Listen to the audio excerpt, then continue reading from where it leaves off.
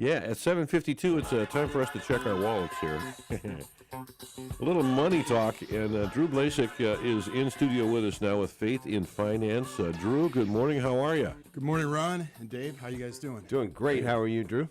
Pretty good.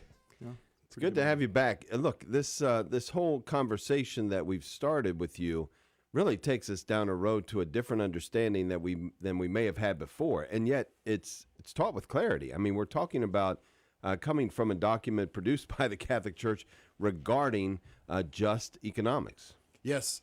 So I said last week we'll try to finish up Rerum Novarum, written by Pope Leo XIII in 1891. And what it does, just kind of give an overview, it's taken from the economist Heinrich Pesch, his writings. And it's really talking about three entities and the two relationships that we have. Number one, we did last week, we talked about the worker and the state. And it's very important that the Catholic Church teaches that the fruits of labor belong to the worker and not the community. So it's real important that what it's doing is condemning socialism, condemning communism. And quote, it says, "So it is just and right that the results of labor should belong to those who have bestowed their labor." So that's important. Now it's going to take a shift. Now it's talking about the other entities, which is capital and labor. So we're talking about the working man and the owner of the property, the owner of the business. Okay. So I love what he does here. He's connecting the human body and how it has many parts and a functioning body and how it works together.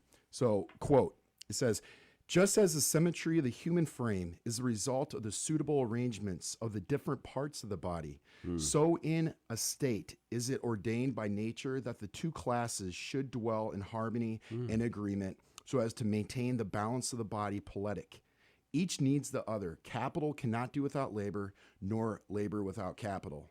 Mutual agreement results in the beauty of good order, while perpetual conflict necessarily produces confusion and savage barbarity." Now, in preventing such a strife as this, and in uprooting it, the efficacy of the Christian institution is marvelous and manifold.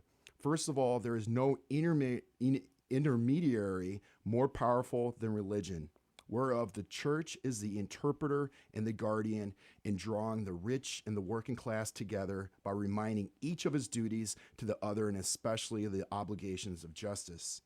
So it's saying that it's so important, the Catholic Church, this is where it steps in, where the working man and capital and labor, they have to work together. And it says down here that it's very important because the working man is the weaker of the two. And the Catholic Church, that's where the Catholic Church and religion comes in. And if you take the Catholic Church out of it, that's when you get injustice. That's when you get people taking advantage of work. And it lists a whole bunch of other things here.